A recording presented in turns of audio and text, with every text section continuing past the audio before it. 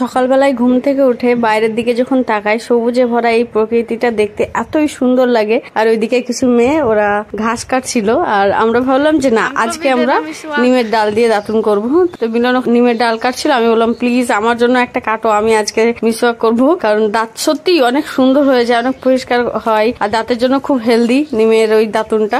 তো আমরা আজকে নিমের দাতুন দিয়ে দাতুন করবো বলেই ভেবেছিলাম। আশপাশে মেয়েগুলো ঘাস কাটছিল, কারণ ওরা ছাগল পোষে। আর বুঝতে পারছো, বাড়িতে আমাদের এতই ঘাস হয়ে যায়, ওরা বাড়িতেই চলে আসে। তারপরে দাতুন করতে করতে আমরা দেখছি যে অনেকগুলো সুন্দর সুন্দর শাক উঠেছে আমাদের বাড়িতে। তো যেহেতু শাকগুলো এতই সুন্দর হয়েছে, আর বাড়ির শাক মানে বুঝতে পারছো কোনো রকম কেমিক্যাল ফ্রি, এমনিই হয়েছে, ওটা প্রকৃতির বুকের সেই পরিচয়। তো আমরা খুব সুন্দরভাবে শাকগুলো তুলে নিয়েছিলাম রান্না করে। আজকে পাঁচমিশালি সব রকম শাক ছিল। এই শাকটার নাম হচ্ছে কেওড়ার, তারপরে হ্যাঞ্চা, কিছু লাল শাকও অটোমেটিক হয়েছিল। সেই লাল শাকটা গাদপুয়ের শাক, তোমরা কোথায় কি বলো শাকগুলোর নাম আমি জানি না। তো আমাদের এখানে যে নাম প্রচলিত আমি সেগুলোই বললাম।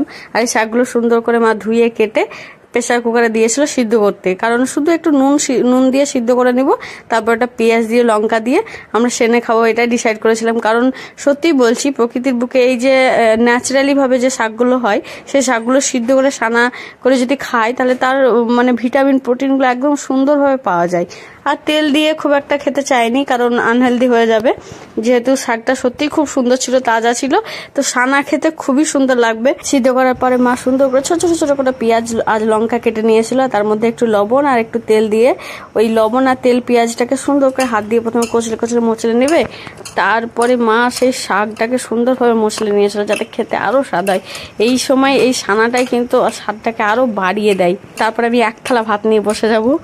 এবার আমি ভাত দিয়ে প্রথমে আমি শাক দিয়ে সত্যি কয়েকটুকু ভাত খাবো, কারণ শাক দিয়ে প্রথমে একটু ভাত খেতেই একটা আলাদা তৃপ্তি আসবে। এইভাবে শোনা, যদি একটু শাক দিয়ে ভাত খাও মানে ভুলতে পারবে না। গ্রামের যে পরিবেশ, এইগুলোই তো মানে আমাদের জীবনটাকে আরো অন্যরকম করে তোলে। আর এই শাক দিয়ে এক মুঠো ভাত গালের মধ্যে নিতেই মানে অন্য একটা জগতে যাওয়ার মতো ব্যাপার। আমার এতই তৃপ্তি লাগছিল, ভালো লাগছিল, বলে বোঝানো যায় না। যখন বাইরে চাকরি সর্ষে বাইরে থাকি, আর বাড়ি এসে যখন এইরকম একটা দেশি, যেটা আমাদের ঘরের জিনিস, সেই সব দিয়ে ভাত খাই, দুমুটো ভাত খেয়ে মনে হয় যে সত্যি তৃপ্তি পেলাম। কারণ বাইরে যতই বিরিয়ানি খাই আর যাই খাই, মানে সেই তৃপ্তিটা কখনোই আমরা পাই না। কারণ যারা বাইরে আছে তারাই জানবে যে চাকরি সর্ষে যেখানেই যাও, বাইরে যাও, যেভাবেই থাকো, একটা অন্যরকম ফিলিংস। আর এর মধ্যে একটু আলু সিদ্ধ সানা ছিল, সেটা নিয়ে আরো আমার তৃপ্তিটা বেড়ে গেল 14 গুণ। বেশি কষ্ট করতে হবে না। যদি ভিডিওটা ভালো লাগে তাহলে অবশ্যই একটা লাইক, কমেন্ট, শেয়ার করে দেবে, আর আমাকে এইভাবে সাপোর্ট করবে।